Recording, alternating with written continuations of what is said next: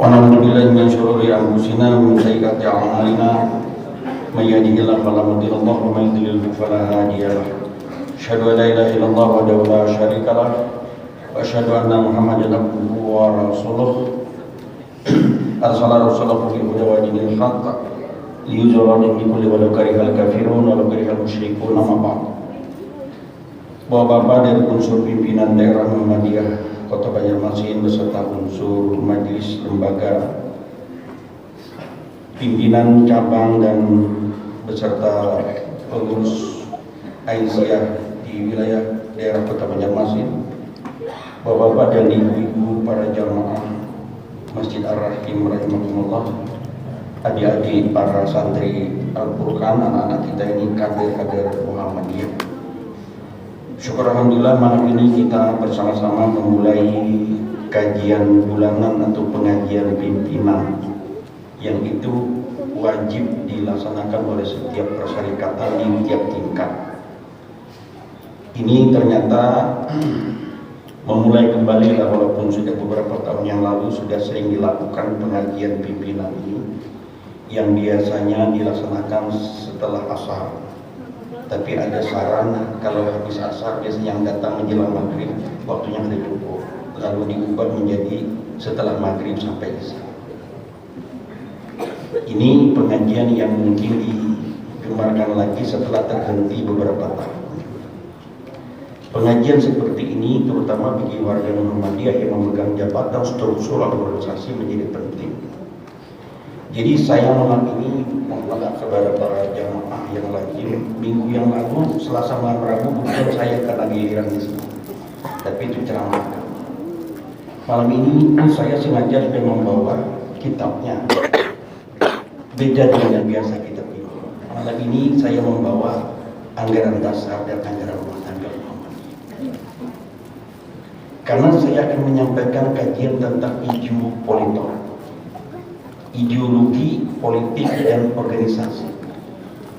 Mungkin tidak cukup waktu kita membahas tentang ideologi. Ideologi itu kita akan memahami apa itu Muhammadiyah. Lebih-lebih bagi saudara-saudara yang baru saja dilantik sebagai pimpinan daerah, pimpinan cabang atau pimpinan. Kami pimpinan wilayah dalam berbagai kesempatan melantik pimpinan daerah selalu menyampaikan tentang ideologi politik dan organisasi yang kita sebut dengan ideologi politik, terutama dalam penguatan revitalisasi ideologi Muhammadiyah. Yang akhir-akhir ini ideologi Muhammadiyah sudah mulai terkontaminasi dengan paham-paham dan aliran-aliran lain yang justru sangat merugikan warga besar Muhammadiyah. Karena itu malam ini pengajian kita lebih pada memahami ideologi Muhammadiyah, dan mungkin nanti sedikit ada politik Muhammadiyah. Mudah-mudahan cukup waktu. Saya menduga ini tidak cukup waktu. Apa itu ideologi? Kemarin Prof. Sarbaini ditanya, bagus pertanyaannya, mana Prof. Sarbaini hadir? Tentang apa itu ideologi Muhammadiyah. Karena mereka sering mendengar dialog Rocky Gerung, karena ideologi itu katanya abstrak, susah dibayangkan. Dijelaskan kemarin oleh Prof. Sarbaini, bagus penjelasannya. Ideologi itu dalam tataran ideal, di sini antara. Tapi itu harus diejawantahkan oleh warga Muhammadiyah, karena kita memiliki perangkat. Jadi diturunkan dari ideal pemikiran itu melalui perangkat-perangkat Muhammadiyah, lalu diejawantahkan di dalam organisasi. Perangkat itu apa? Pertama, tafsir muqaddimah, anggaran dasar. Saudara-saudara yang sudah mengikuti Baitul Arkam tentulah sudah menerima materi tentang tafsir muqaddimah. Bukan muqaddimahnya, tafsir muqaddimah yang dikaji oleh Ki Bagus Haji Kusuma dan sudah disepakati di dalam sidang takmir. tahun 1940 itu. Nah karena itu maka pertama kita harus memahami tafsir muqaddimah. Ada 7 alamiah di sini. Saya baca di sini ada 7 alamiah. Nanti kita kalau seperti itu uraikan yang 7 itu.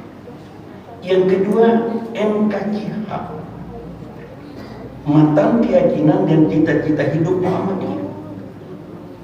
Disinilah inti dari paham Muhammadiyah, paham agama oleh Muhammadiyah. Dan yang ketiga adalah cipta perjuangan Muhammadiyah. Ada hitah Palembang, ada hitah Ponorogo, ada hitah Bali, ada hitah Makassar. Jadi hitah perjuangan ini memandu langkah setiap zaman. Dan yang keempat ada yang namanya kepribadian Muhammadiyah, personality. Yang kelima ada PHIWM. PHIWM ini berdasarkan putusan Muktamar tahun 2000 di Jakarta. Pedoman hidup Islami warga Muhammadiyah. Di dalam itu lengkap ada 11 poin, sekian ratus pasal. Ya sebelah mulai hidup pribadi, hidup berkeluarga, hidup bermasyarakat, hidup bernegara, hidup berorganisasi, hidup dalam mengelola amal usaha Muhammadiyah. Ada aturan di situ. Pedoman hidup Islami warga Muhammadiyah. Lalu yang terakhir ini dikembangkan lagi, risalah Islam berkemajuan.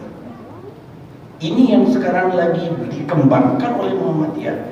Sejak awal Muhammadiyah berdiri 1912 sudah dikembangkan risalah Islam berkemajuan ini dengan istilah dalam Statuta Muhammadiyah 1912 itu disebutkan bahwa Perserikatan Muhammadiyah itu bertujuan untuk memajukan agama kepada anggota-anggotanya. Jadi sudah ada kata memajukan, kemajuan dan berkemajuan. Sudah 1912 itu ada. Lalu akhir-akhir ini Muktamar Yogyakarta 2010 memperkuat lagi untuk mengembangkan risalah Islam berkemajuan dengan 5 kriteria.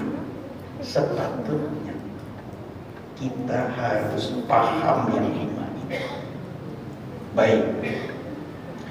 Pertama, tafsir muqaddimah anggaran dasar. Ini ada 7 alamiah, ada 7 paragraf.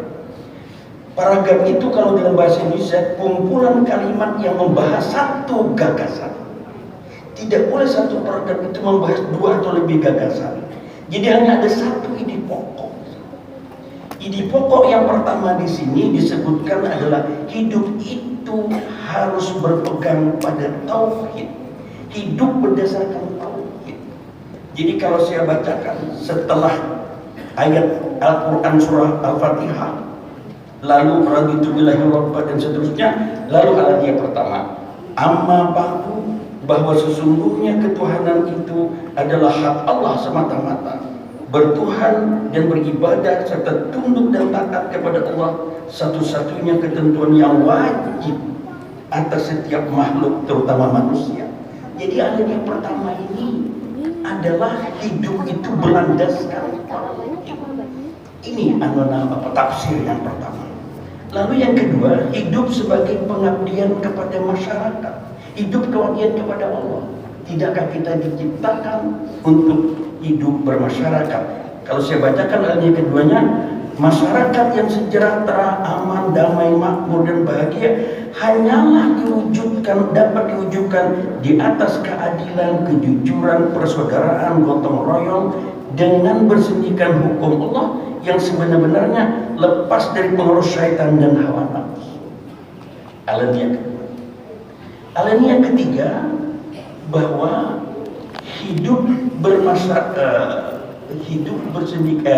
bersendirikan agama Allah, dan sekarang hidup bermasyarakat. Alamiah keempat, hidup berjihad dan amal saleh.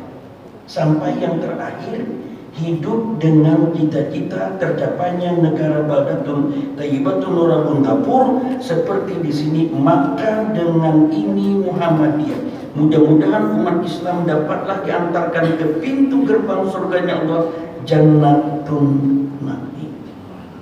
Adapun persyaratan Muhammadiyah itu mengantarkan jamaahnya sampai kepada masuknya surganya Allah, Jannatun Naim. Ini di dalam tafsir anggaran dasar Muhammadiyah. Yang kedua, perangkat untuk memahami ideologi tadi adalah MKC, matan keyakinan dan cita-cita hidup Muhammadiyah. Matan itu substansi isi dari ajaran, paham. Ada paham Muhammadiyah yang dipegang oleh Muhammadiyah. Karena itu tidak boleh paham kita tercemar, terkontaminasi dengan paham-paham lain. Dijaga, amal usaha kita dijaga. Siapa yang menjaganya? Warga besar Muhammadiyah. Kalau dia di masjid, ya takmir masjid. Kalau di sekolahan, ya pihak kepala sekolah. Semuanya terjaga dari MKJH. Kita sudah memahami matan keyakinan dan cita-cita hidup Muhammad itu ada paham agama yang dikembangkan oleh Muhammadiyah. Jangan sampai ada paham-paham lain masuk di sini. Mungkin saya ingin meminta lagi ya, dulu ada PDM Kota Banjarmasin beberapa tahun yang lalu pernah mengeluarkan surat edaran kepada masjid-masjid, takmir masjid, agar berhati-hati di dalam menerima penceramah dai. Jangan sampai ada kemasukan pihak lain. Katakanlah dulu karena bicaranya pihak Salafi, mana mungkin dulu gimana masih ingat ada aja edaran beberapa tahun yang lalu. Kalau bisa edaran itu dikembangkan lagi tapi diubah. Jangan hanya satu pihak dulu hanya satu. Jangan sampai ada paham-paham lain yang masuk ke masjid-masjid kita. Maka di sini peran takmir masjid menjadi penting. Menjadi penting untuk menjaga MKCH tadi. Matan keyakinan dan cita-cita hidup Muhammadiyah. Jangan sampai ada fasilitas Muhammadiyah tapi digunakan oleh paham lain. Ini saya kira bagus surat edaran itu diperbaharui lagi, disampaikan kepada surat edaran. Kenapa? Kita pada saat melantik pengurus sudah berikrar berjanji bersedia untuk taat asas, mengikuti kaidah, pedoman dan aturan yang berlaku di dalam persyaratan. Ini untuk menjaga MKCH. Jangan sampai paham lain justru berkembang di masjid-masjid kita, berkembang di sekolah-sekolah kita, berkembang di pondok-pondok pesantren kita, berkembang di rumah sakit dan amal usaha panti. Jangan sampai itu. Maka ini edaran seperti ini harus wajib dipatuhi. Nanti mungkin pihak PDM Pak Ahmad Sekretaris dicari lagi apa edaran itu bagus kemarin disampaikan kepada masjid supaya masjid kita betul-betul tertata. Kalau yang namanya masjid Muhammadiyah, takmir masjid harus siap. Di sini hanya ada pengajian Muhammadiyah atau pengajian Aisyah, tidak ada yang lain. Kalaupun boleh temporary, itu hanya yang terkait dengan IPM, IMM, MA, tapak suci, silakan. Tapi kalau sudah di luar itu, ini persyaratan Muhammadiyah. Jadi takmir masjidnya harus betul. Maaf ya, kami di takmir Masjid Al-Furqan belum tentu ada panas ya, panas sekali. Nah, ada salah seorang penceramah, maaf yang kami ketahui ini hari rayanya beda dengan Muhammadiyah. Berharinya hari Sabtu. Oh, segera ini juga. Tidak bisa ngomong begitu. Kita harus wajib mengikuti edaran Muhammadiyah bahwa hari raya jatuh pada hari Jumat, ibadah. Kok ada orang malang melintang bicara tentang dakwah di Muhammadiyah, tapi hari raya hari Sabtu. Dan bahkan ada juga kabarnya hari Jumat hari raya, Sabtu hari raya juga. Nah, ini kira karena logirannya. Itu Jadi jangan ibarat ada sumbu api, Pak. Jangan sampai ada barangnya aja sudah carikan aja kamu basah. Paham tak piala? Bara api ini carikan aja karung basah jauh ke banyu supaya jangan mandilap. Kalau mandilap ngalih baik. Lalu pemadam turun tangan. Jangan sampai pemadam turun. Karung basahnya itu kalau kita ekstra hati-hati. Ini menjaga matang keyakinan dan cita-cita hidup. Ada paham yang dikembangkan, ada paham yang dirawat oleh Muhammadiyah. Lalu yang ketiga, hitah perjuangan. Kita memiliki hitah perjuangan, garis dasar perjuangan Muhammad untuk mencapai tujuan Muhammadiyah yang terdapat di bab 3 pasal 6. Terwujudnya masyarakat Islam yang sebenar-benarnya itu harus melalui hitah perjuangan. Nah setelah itu ada kepribadian Muhammad. Kepribadian Muhammadiyah ini, kalau kita sudah punya KTP Muhammadiyah, kita harus mempribadi Muhammadiyah. Oh, tujuh orang Muhammadiyah, baru saja kata suruh menikah hari, ini ada tamunya. Nah ini sudah ini. Udah ada kepribadiannya, anu jangan kata suruh dia nyadi ngajar aja. Nah ini belum. Jadi ada karakteristik warga Muhammadiyah itu di dalam kepribadiannya, tidak pelan-pelan gitu. Karena kita memiliki pedoman yang ini. Dan lalu yang kelima ada PHIWM, pedoman hidup Islami warga Muhammadiyah. Itu ada 11 Bapak. 11. Salah satunya bagaimana pedoman warga Muhammadiyah mengelola amal usaha. Jadi ada hidup secara pribadi, warga Muhammadiyah hidup dalam keluarga, warga Muhammadiyah hidup dalam masyarakat, warga Muhammadiyah hidup dalam organisasi, warga Muhammadiyah hidup dalam berbangsa dan bernegara, warga Muhammadiyah hidup dalam bekerja di amal usaha Muhammadiyah, mengelola amal usaha Muhammadiyah, lengkap di situ diatur. Salah satunya adalah dalam mengelola amal usaha. Jangan sampai ada amal usaha itu merasa milik keluarga atau milik pribadi. Ini kata benar menurut PHIWM. Bukan di PHM itu ada. Nah kalau ini terjadi harus segera diselesaikan. Ini PHWM pedoman hidup Islami warga Muhammadiyah diputuskan melalui Muktamar Muhammadiyah di Jakarta tahun 2000. Karena itu maka PHWM ini sudah agak lengkap mengatur lengkap. Dasarnya Al-Quran, dasarnya hadis.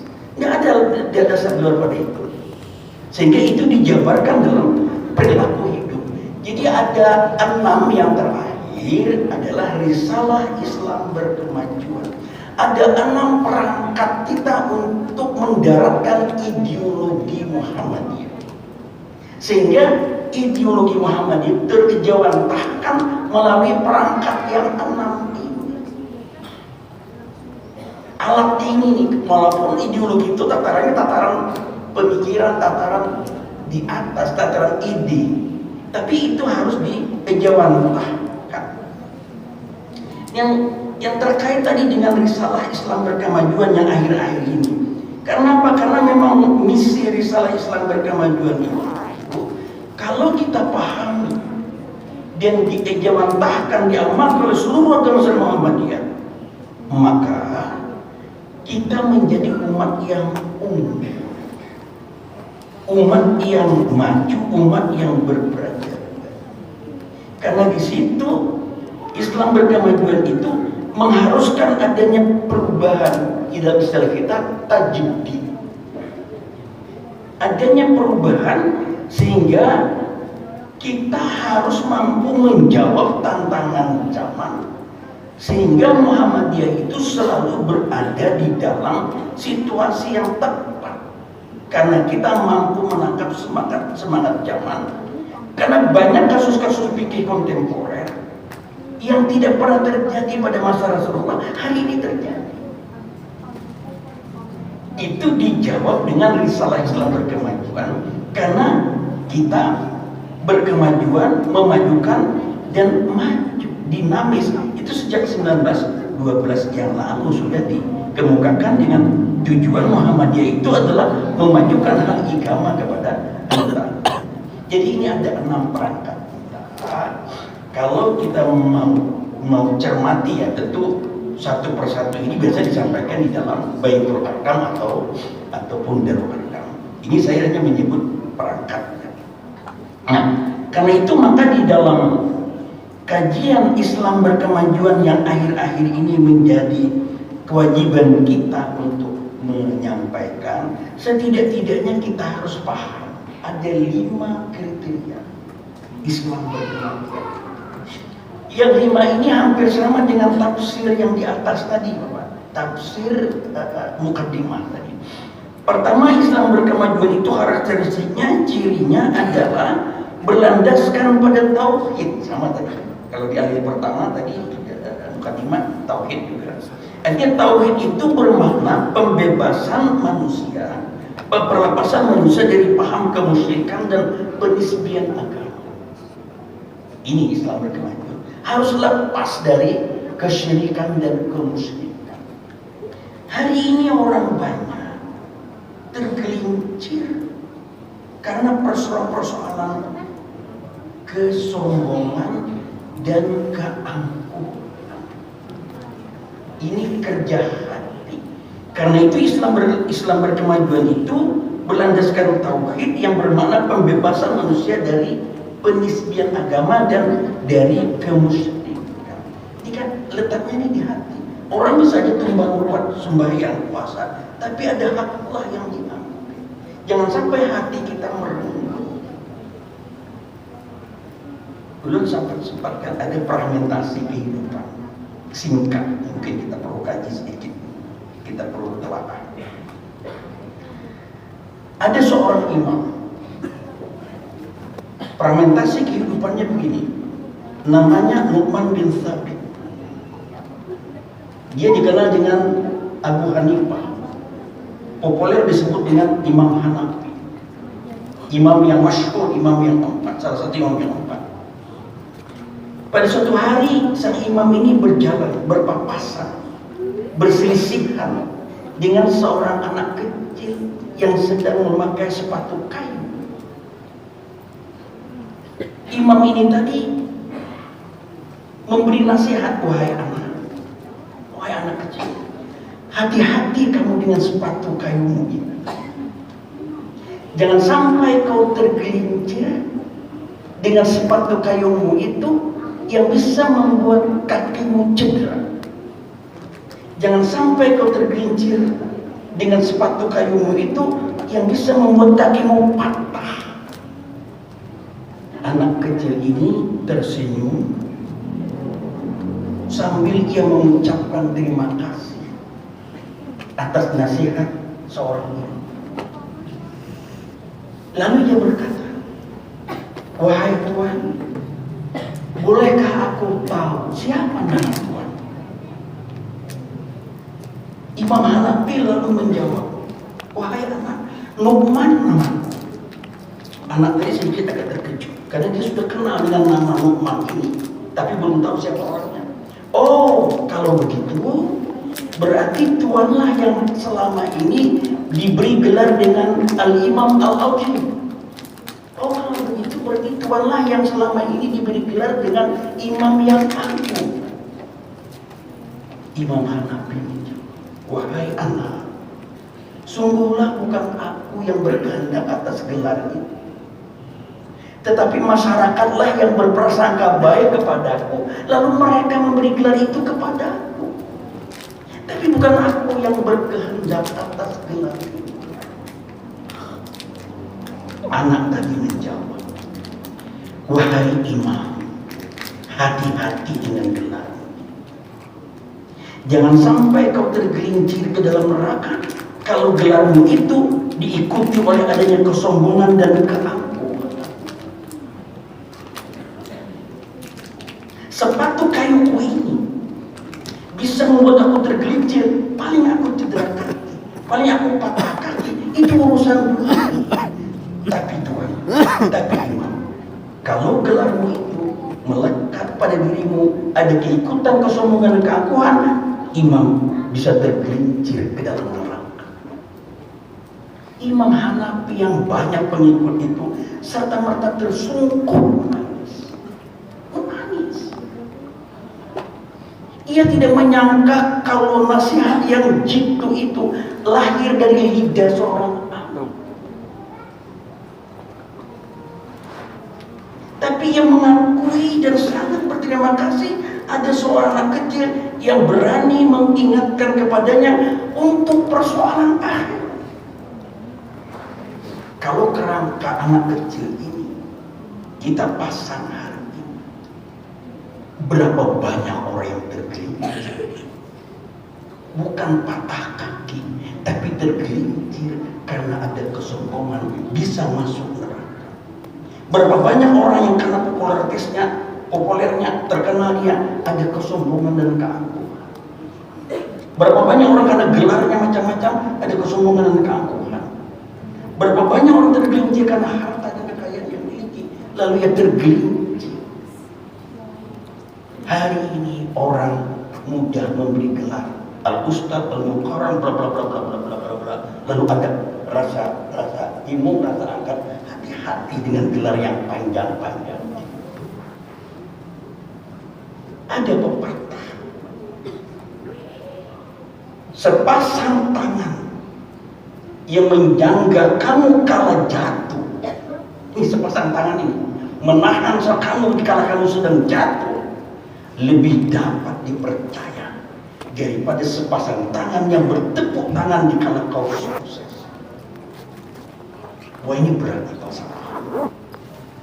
Sepasang tangan yang menyangga kamu kala kamu jatuh lebih dapat dipercaya daripada sepasang tangan yang bertepuk tangan menyanjung kamu di kala kau sukses. Ini artinya apa? Terkait dengan ini tadi, Islam berkemajuan itu berlandaskan pada tauhid. Jangan ada sedikit pun kesirikan di dalam hati kita yang bisa menyebabkan kita tergelincir. Yang kedua, Islam berkemajuan itu bersumber pada Al-Quran dan Sunnah. Ini sudah kita pahami, namun kita tidak perlu lagi kita jabarkan karena sering kita mendengar. Kemudian yang ketiga, Islam berkemajuan itu menghidupkan tajdid dan ijtihad. Ini yang ketiga, karakteristik yang ketiga. Tajdid itu merupakan upaya yang sungguh-sungguh, upaya yang beneran untuk memahami Al-Quran dan Sunnah. Jadi tajdid dikembangkan untuk memahami Al-Quran dan Sunnah supaya itu betul-betul bisa kita pahami sesuai dengan apa yang dikehendaki Allah dan Rasul, supaya kita betul-betul bisa menghidupkan nalar, memanfaatkan akal yang murni untuk didaya gunakan memahami agama.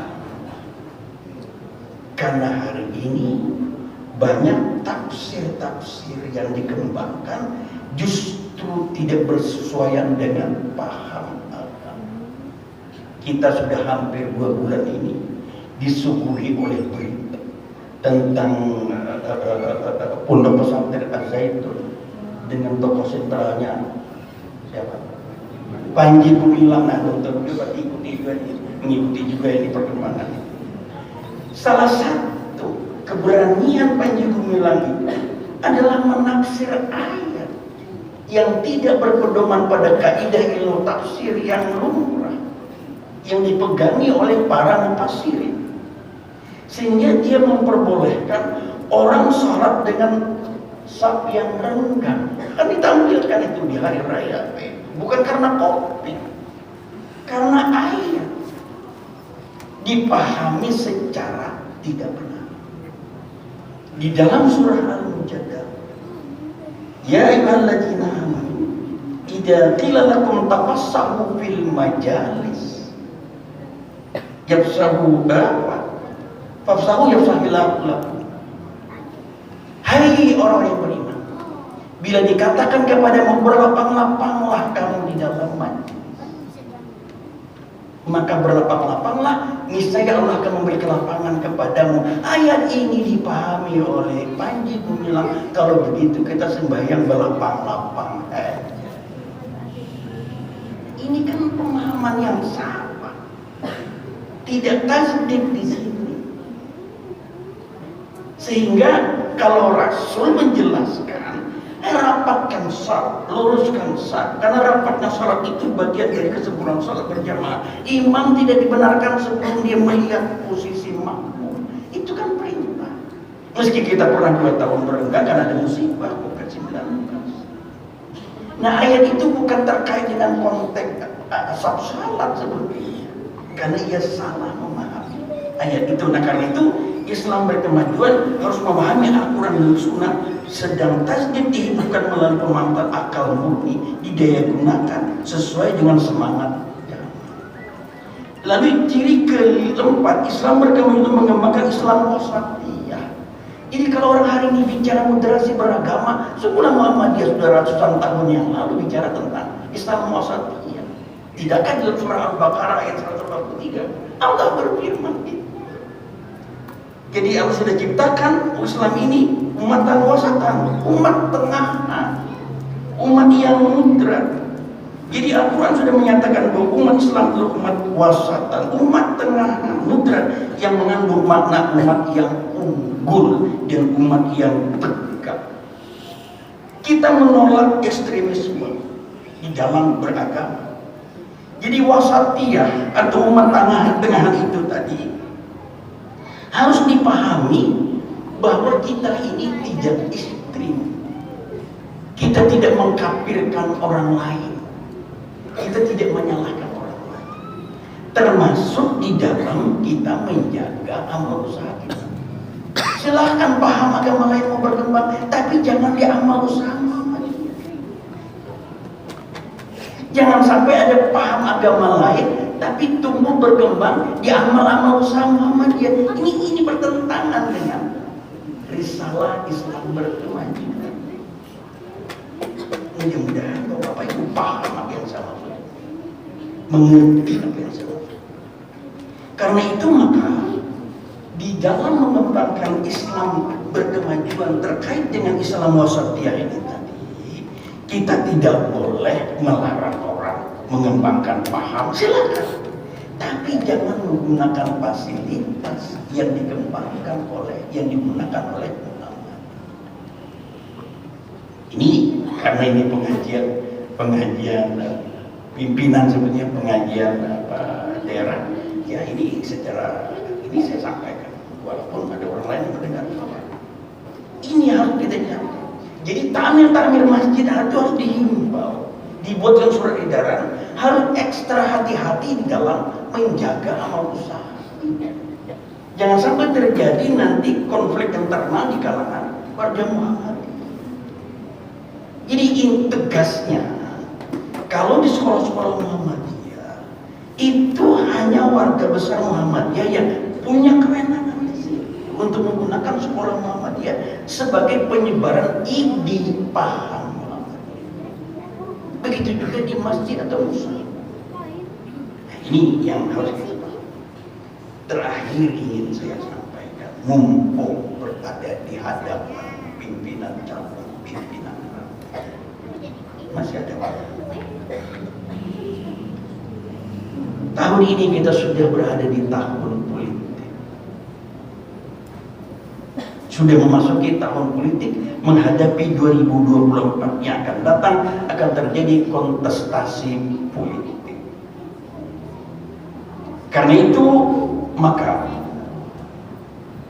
di dalam tahun politik pastilah berpotensi terjadinya gesekan, terjadinya persaingan, terjadinya bahkan tarikan dari para pihak yang memiliki kepentingan.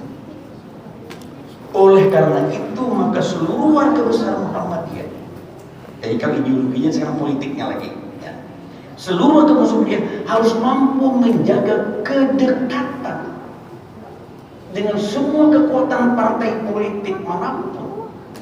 Karena warga Muhammadiyah itu hampir ada di semua kekuatan partai politik. Kalau dulu menjaga jarak, enggak, sekarang menjaga kedekatan dengan semua kekuatan partai politik.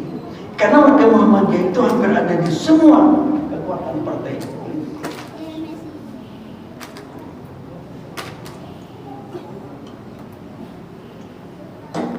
Jangan sampai ada warga Muhammadiyah yang terlibat kompleks internal Muhammadiyah karena ini persoalan politik praktis.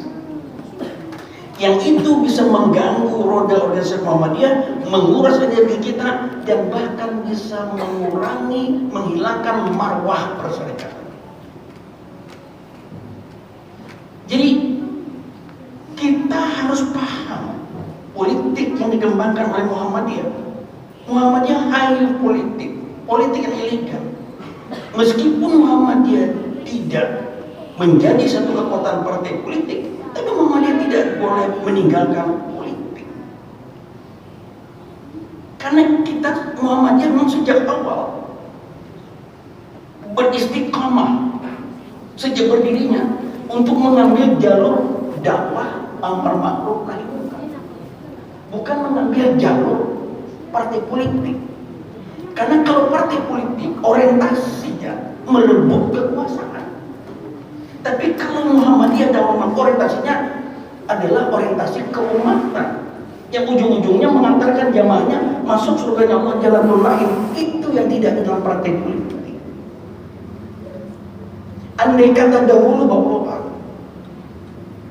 Ki Haji Ahmad Dahlan mau menerima saran Ki Haji Agus Salim agar Muhammadiyah dijadikan salah satu kekuatan partai politik, pastilah yakin kita Muhammadiyah tidak sebesar seperti hari ini. Mungkin sudah berkeping-keping hancur. Tapi kita Muhammadiyah istiqamah, berdirinya menunjukkan gerakan dakwah amar ma'ruf. Jalur itu yang diambil. Ditawari Bapak, oh ya ambil saja, udah ikut politik saja. Dia malah tetap kekeh, kita tidak masuk. Tapi tidak berarti kita abai terhadap politik. Kalau ada warga Muhammadiyah yang syahwat politiknya tinggi, ayo kita salurkan, ayo kita dorong supaya jangan terjadi perselingkuhan. Boleh kita dorong supaya suara Muhammadiyah ada di berbagai kekuatan partai politik. Ini kita sampaikan karena ini kita sudah berada di tahun-tahun politik. Jadi jangan sampai Muhammadiyah itu ranting, cabang, ortomnya terkooptasi dengan kekuatan partai politik. Yang ini juga kita khawatirkan hari ini. Jangan sampai kita terkooptasi di bawah kekuasaan partai politik. Karena Muhammadiyah itu lebih besar dari partai politik manapun. Besar dari sumber daya yang kita miliki. Besar dari segi aset yang kita miliki. Besar dari penyebaran masifnya anggota. Ada di cabang-cabang, di ranting-ranting. Enggak ada di partai politik. Partai politik besarnya hanya 5 tahun sekali. Paham? 5 tahun sekali. Dan hari ini Muhammadiyah tidak saja meng-Indonesia, tapi sudah mendunia. Berapa banyak cabang istimewa yang sudah ada di dunia? Berapa banyak perguruan tinggi sekolah Muhammadiyah sudah ada di luar negeri? Ada Muhammadiyah College School di Singapura, ada perguruan tinggi Muhammadiyah di Australia, ada Universitas Muhammadiyah di Malaysia, dan hari ini juga ada Masjid Muhammadiyah di Jerman, di beberapa yang dibeli oleh warga Muhammadiyah, terutama PWM Jawa Timur. Kan luar biasa. Jadi jangan sampai kita terkooptasi karena hanya kepentingan politik praktis. Kita salurkan warga Muhammadiyah yang mau ikut berkontestasi politik di tahun 2024, kita endorse, kita dorong. Di partai manapun dia memasukinya, supaya suara-suara warga Muhammad itu tersalurkan melalui berbagai masa anggota kita yang memang punya kompetensi untuk. Jadi secara politis kita bicara tentang ideologi, politik, dan organisasi. Dan itu juga akhir-akhir ini dikembangkan oleh pimpinan pusat. Jadi kalau ada warga Muhammadiyah yang ikut berkontestasi, harus kita dorong, harus kita endorse, supaya mereka berkesempatan untuk mengambil peran politik di daerahnya masing-masing. Ini kajian kita dan memahami tentang ideologi tadi. Ada perangkat yang 6 tadi, dan perangkat yang 6 ini tadi diejawantahkan melalui organisasi persyarikatan mulai tingkat ranting seterusnya ke atas. Oleh karena itu semuanya harus tunduk kepada ketentuan pimpinan persyarikatan di atasnya. Otoritas Muhammadiyah sebagai sebuah sistem organisasi berada di bawah kendali pimpinan pusat Muhammadiyah sekaligus sebagai pusat kendali organisasi. Itulah yang tergambar di dalam 7 pikiran pokok Muhammadiyah yang terdapat di dalam tafsir anggaran dasar Muhammadiyah. Seharusnya lah, sepatutnya lah para pimpinan Muhammadiyah di tingkat ranting cabang daerah wilayah paham tentang 6 perangkat ideologi ini tadi. Pertama, anggaran tafsir anggaran, MKJH, Hitah Perjuangan, Kepribadian Muhammadiyah, PHIWM, dan Risalah Islam Berkemajuan. Saya sangat menaruh perhatian dan apresiasi dimulainya kembali pengajian daerah seperti ini yang sempat terhenti beberapa tahun. Tapi saya masih meminta Pak Rahman selaku sekretaris, coba nanti dicari lagi surat edaran PDM beberapa tahun yang lalu, disampaikan kepada takmir-takmir masjid kita, supaya betul-betul takmir masjid memperhatikan untuk mengelola masjid sesuai dengan paham agama yang dipahami oleh Muhammadiyah melalui MK. Saya kira inilah barangkali ya bukan tausiah ini, ya kajian-kajian keorganisasian yang memang ini dilazimkanlah bagi kita. Mudah-mudahan ini nanti bulan depan disambung lagi oleh pengajian-pengajian lain. Oleh karena itu maka saya meminta kepada Majelis Pendidikan Kader dan Sumber Daya Islami meminta narasumber itu harus betul-betul orang yang punya kompetensi. Jangan karena hanya gelarnya, karena dia duduk di wilayah diberi materi, padahal dia nggak ngerti. Di aktif di pemuda kada bisa, aktif di MKD bisa, aktif di ini karena gelarnya, karena apa yang di wilayah diminta untuk memberi narasumber yang dihadapinya pimpinan daerah yang sudah malam melintang ikut Taruna 1, ikut Taruna 2, ikut Darul Akam ini. Padahal yang berbicara di depan kosong, nggak ngerti. Ini yang lepas kita ini. Jadi saya wanti-wanti Majelis Pendidikan Kader, narasumbernya harus kita screening dulu. Oh ini belum pernah ini, ada datanya di buku. Nah, karena itu harus yang 5 yang 6 ini dipahami dengan baik. Ini dasar kita untuk mendaratkan ideologi Muhammadiyah melalui 6 perangkat sampai mengejawantahkannya dengan persyarikatan. Demikianlah apa yang bisa saya sampaikan. Mudah-mudahan nanti PDM bisa membeli atau memberikan cuma 25.000 loh misalnya, jadi dianggarkanlah untuk ini ada anggaran dasar yang baru dan sehingga ada perubahan. Anggaran dasar ini nanti dibagikan kepada seluruh pengurus lah, tidak. Jangan sampai pengurus tidak paham dengan anggaran dasar, terutama mukadimah anggaran dasar tadi, variabel dari kita, variabelnya. Karena itulah yang memberi roh, memberi semangat. Bab demi bab, pasal demi pasal itu lahir dari 7 alinea itu tadi. Salahlah mau dimakan, bila taufiq wal hidayah. Assalamualaikum warahmatullahi wabarakatuh. Waalaikumsalam.